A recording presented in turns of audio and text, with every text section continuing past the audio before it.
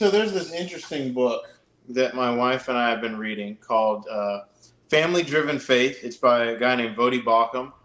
And he talks about how there's an alarming rate of kids leaving the faith once they hit a certain age, within the millennials and like Gen Z, things like that. And he found that a lot of the parents, what they end up doing is they toss the responsibility of discipleship onto the church. They toss the responsibility of teaching my child how to be a upstanding citizen on the schools.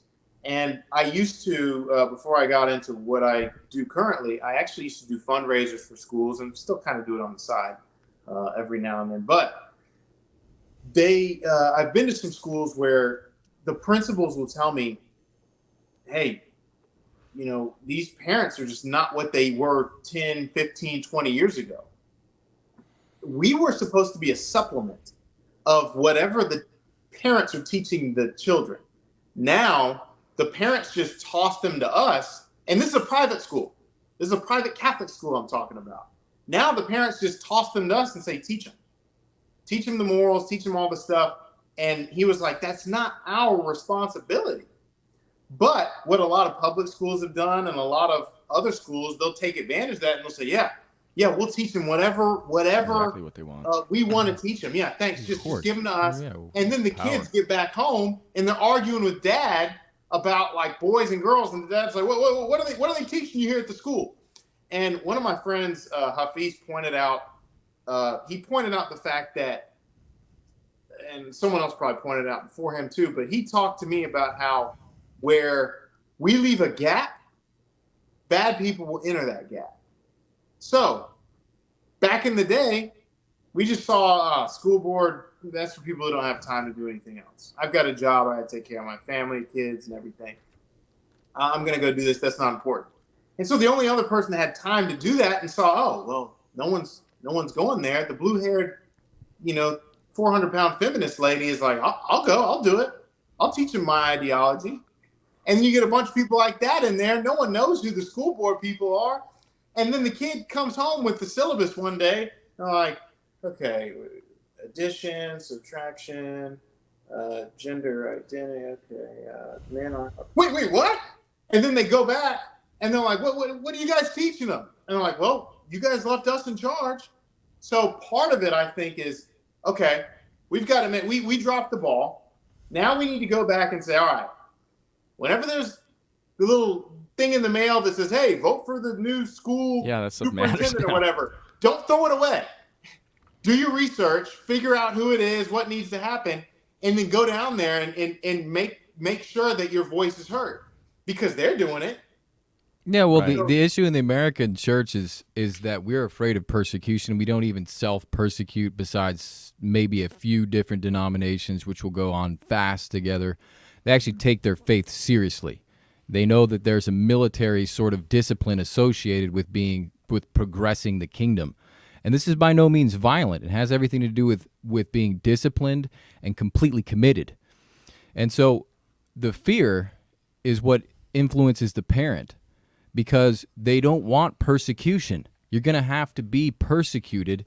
You will be persecuted as a good parent. There's no other option here and now. People will look down on you. You will lose job opportunities. Your friends will leave you. You will alienate yourself because you're not going along with the natural They're trying to alienate natural things. They're trying to alienate the biology of human beings. You can't play in that game in a rational way. You will lose, because the minute you engage, it's cognitive dissonance. You're trying to talk a schizophrenic out of their own schizophrenic tendencies. You're going to lose. There's no way to win. Aside from being able to make the right choices for you and your family.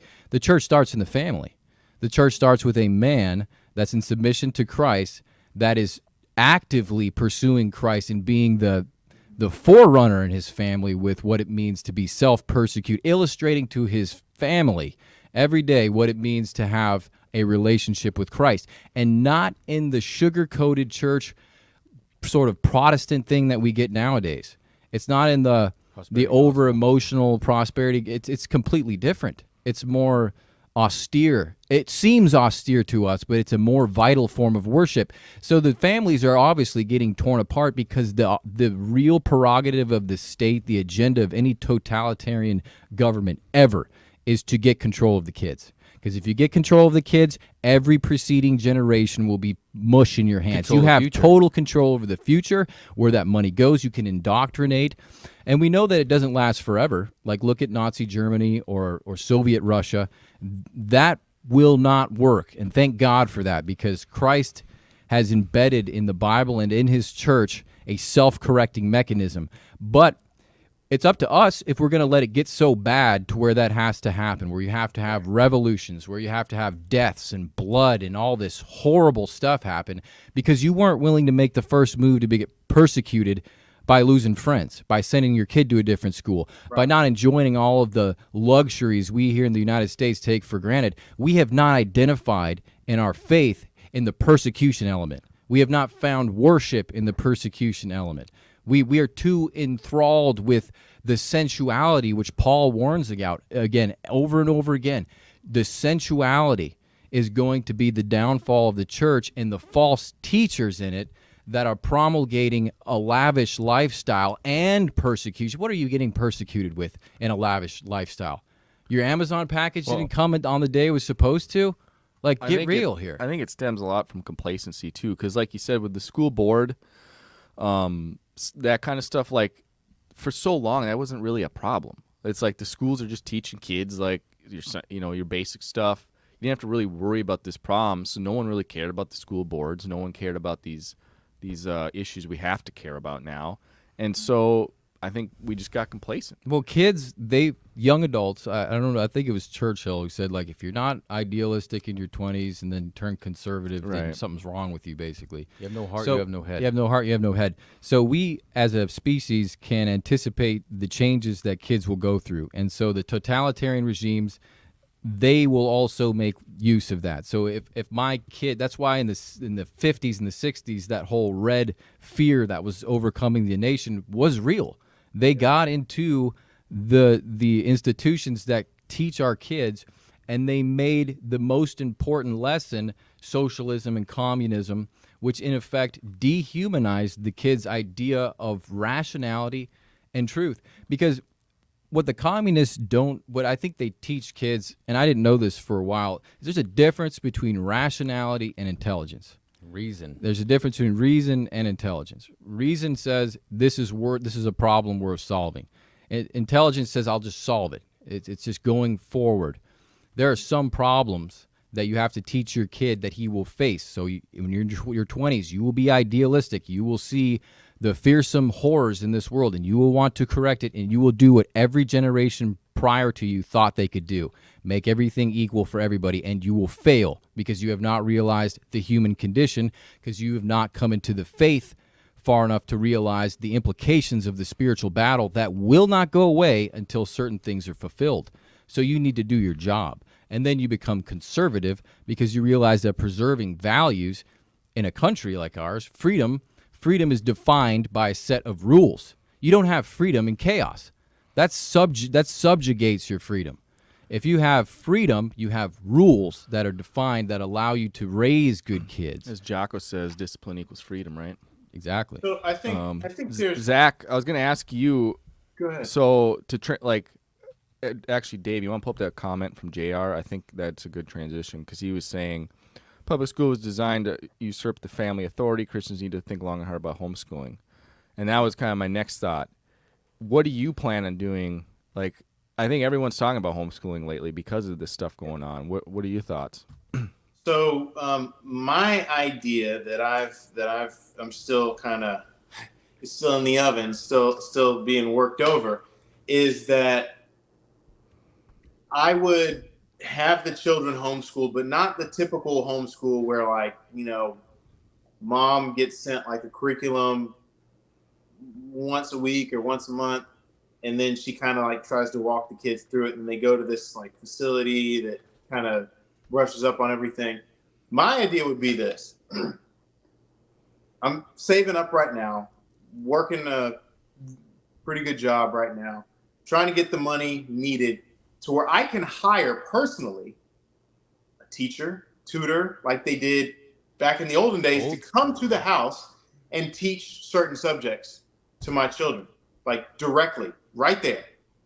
Obviously there's an age gap, maybe 8 o'clock to this time, he's teaching this one math, and then he's teaching this one science. And then maybe on Wednesdays and Thursdays, we've got a history and English teacher that comes in, And so to where it's literally a private education where they're teaching your children. And guess what? They're not having to sit there for 8 hours. They're learning their subject like you would in college. They're learning it. It's sinking in. They're getting it right then and there for a couple hours. Then they can go play. They can go do sports. They can go outside and they can do whatever they want to do because my wife's going to be here with them. And so I think that's the idea that I would like to take. Another practical idea that a friend of mine brought to my attention was, what you do is you live close to families that think like you, that have the same values and ideas, and you guys put your money together to really be able to pay a pretty penny for one of those, like a college professor that has your ideas and your thought process and your values and morals to teach the kids history. And then another one to teach the kids this, to where they can literally, that professor or teacher can live off of that, put all their effort into those children, those 10 kids, in whatever environment you want them to be in. And the parents are teaching the kids the same thing. The teacher is teaching them the same thing. They're growing up together, and they don't have to worry about this, ideology being pushed into them. The other thing that I don't trust, I don't trust other parents with their kids. It's like if I take, my wife has a little dog. I take that dog to the dog park, and there's a guy with a pit bull that's not trained, that's just running around. He could kill my dog. In the same way, there's parents that leave their kids home with video games and Twitch and whatever the thing is called, and YouTube and all these other things that they're watching, never around any other kids, grow weird and isolated and emo, and then let me leave you in the house with a gun too. And that kid shoots up the school. And I know these schools had parents probably like you guys and me. It's like, I didn't expect these parents to let their kid go on a rampage and so I don't trust the other parents either. Yeah, a lot of parents today, I think they also just don't discipline their kids in the way it used to be. I know my sister, they recently took their kids out of the public school and put them in a private one. And part of that was like the kids were so awful in the public school. There's just like no discipline in these kids. The teachers really can't even keep them under control. And it's just like a different world as far as the kids just kind of run the show.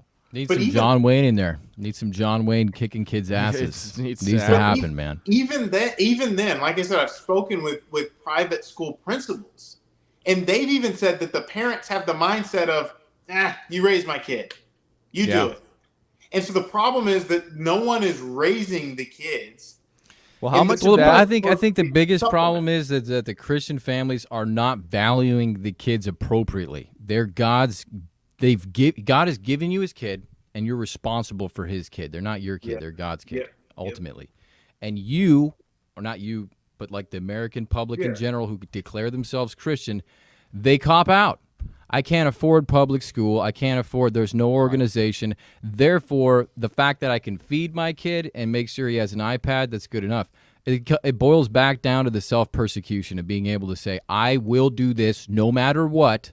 Like a guy who's given battle orders, it's like, yo, you're taking your platoon into here. And the guy's like, I have all these problems. I'm going to tell you why it's a hard decision and why we maybe shouldn't do this. Instead of that, he says, I will do it. God knows it's hard for us to put the kids first. But you know what? It's way easier for us to do that here in the West than it is for some poor family who's starving to death in Africa. Yep. So it's just a cop-out, you know, because you should be obsessed with what your kid is absorbing, because you're going to have to answer to God for him. You're going to have to answer to God for all of those things you did. And so if you're not taking that seriously, then you're copping out. And that's why it's an excuse, because it got this way, because it's like, oh. Well, how much of this has stemmed from, like, the two parents working? Like, it's a cop-out again. Forever, though, like, at least keeping up with the Joneses. Why do you have to have two parents working? Well, exactly, and that's the point. Is your kid getting fed? Does he have a place to sleep? If you make a kid who can go into school with old shoes, hand-me-down shirts, and feel dignified and proud that he's part of a family that has values, then you're succeeding as a parent.